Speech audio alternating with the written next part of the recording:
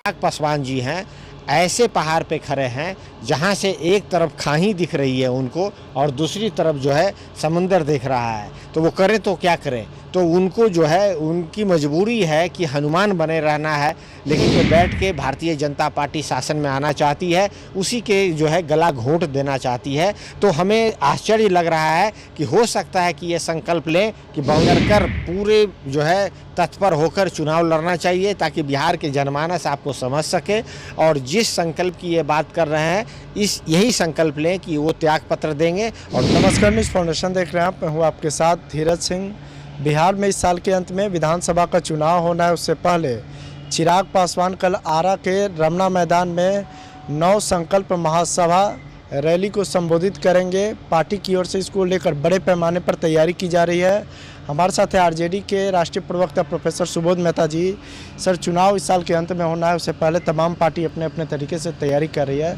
चिराग पासवान भी अब एक तरीके से कहा जाए तो बिहार विधानसभा चुनाव की तैयारियों का आगाज़ कर चुके हैं। कल रमना मैदान जो कि आरा में पड़ता है, वहाँ से एक 9 संकल्प महासभा रैली को संबोधित करेंगे। किस संकल्प के साथ वो महासभा रैली में उतरने जा रहे हैं? पहले तो देखिए, बिहार विधानसभा होने वाला है, हर पार्टी अपनी तैयारी कर रही है।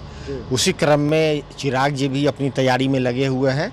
ये नेचुरल है, ये होना चाहिए। लेकिन सबसे बड़ी बात है कि संकल्प वो क्या ले रहे हैं। बाबा साहब अम्बेडकर ने जो संकल्प लिया था कि बहुजन हिताय बहुजन सुखाय, इस देश की तासीर ये है, उसी संकल्प में जो सम्राट अशोक के जो चक्र हैं, 24 तीलियां हैं, इसी तीलिए में ये संकल्प आइडिया ऑफ इंडिया का संकल्प है, बहुजनवादी परंपरा का संपर्क है, इस देश की तासीर का जो है यही मूल्य है। इसी संकल्प को बाबा साहब अम्बेडकर ने संविधान को में अंकित किया और संविधान का प्रतीक माना। तो संकल्प तो बाबा साहब अम्बेडकर ने जो लिया उसी संकल्प पे जो है चलना चाहिए सभी पॉलिटिकल पार्टियों को। खासकर जो है रामविलास पासवान जी की जो पार्टी है, जिनकी सोच बहुजनवादी परंपरा से लबरेज थी, लेकिन दुख के साथ कहना पड़ता है कि जो चिराग पासवान जी हैं, ऐसे पहाड़ पे खड़े हैं जहां से एक तरफ खाई दिख रही है उनको और दूसरी तरफ जो है समुंदर दिख रहा है। तो वो करें तो क्या करें, तो उनको जो है उनकी मजबूरी है कि हनुमान बने रहना है, लेकिन देश की जो तासीर है उसके साथ चलने की संकल्प लेना चाहिए रामविलास पासवान जी की जो पार्टी है और चिराग पासवान जी को। नहीं तो ये वही हसर होगा जो हसर अनेकों पार्टियों को भारतीय जनता पार्टी ने किया है।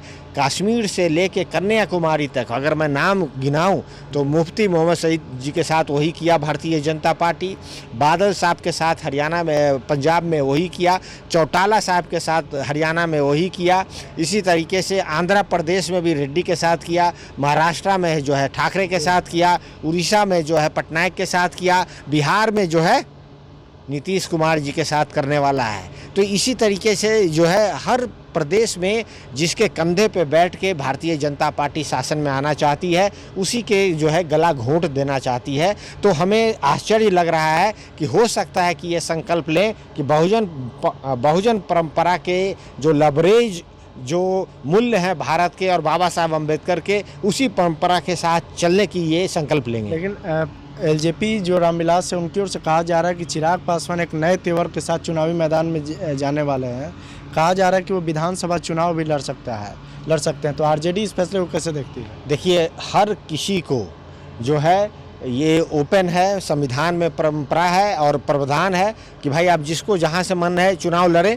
लेकिन अगर उनको चुनाव लड़ना है तो भारत सरकार के मंत्री के नाते, भारत लोकसभा के मेंबर होने के नाते मुझे तो लगता है कि उनको रिजाइन करना चाहिए और रिजाइन कर पूरे जो है तत्पर होकर चुनाव लड़ना चाहिए ताकि बिहार के जनमानस आपको समझ सके। और जिस संकल्प की ये बात कर रहे हैं यही संकल्प लें कि वो त्याग पत्र देंगे और दूसरा संकल्प लें कि भारत की जो तासीर है उसी के आधार पे वो काम करेंगे, न कि बहुजनवादी परंपरा के जो इतर काम करने वाले लोग हैं, चाहे हिंदू महासभा के सावरकर हों या सांस्कृतिक राष्ट्रवाद या वर्चस्वादी राष्ट्रवाद की जो कल्पना जो नागपुर से चलती हो, या तो उनके साथ रहें और नहीं तो और जो पाटलिपुत्रा की जो धरा है, संविधान की धरा है, बहुजनवादी परंपरा और सामाजिक न्याय की धरा है, ये उनके साथ चले तो इस भारत में दो तरीके की राजनीति हुई है, इतिहास गवाह है। एक तरफ है सांस्कृतिक राष्ट्रवाद का, वर्चस्ववादियों का, और दूसरी तरफ है बहुजन राष्ट्रवाद का। तो मैं यही तो आग्रह कर रहा हूँ कि एक संकल्प ये लें कि भाई बहुजनवादी परंपरा के साथ, पाटलिपुत्रा की सोच के साथ, मूल्य के साथ आके राजनीति करें, ना कि नागपुर के सोच के और गोद में बैठ के राजनीति करें। तो आप कह रहे हैं कि उनको अपने फैसले पर पुनर्विचार करना चाहिए, जो एनडीए में है उनको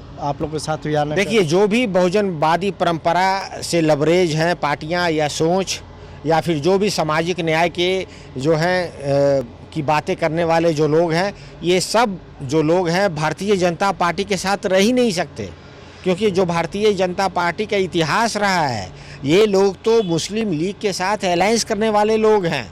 ये लोग 39 में, 41 में और जो है 1943 में मुस्लिम लीग के साथ बंगाल से लेकर नॉर्दर्न फ्रंटियर पे इन लोगों ने अलायंस किया, हिंदू महासभा ने।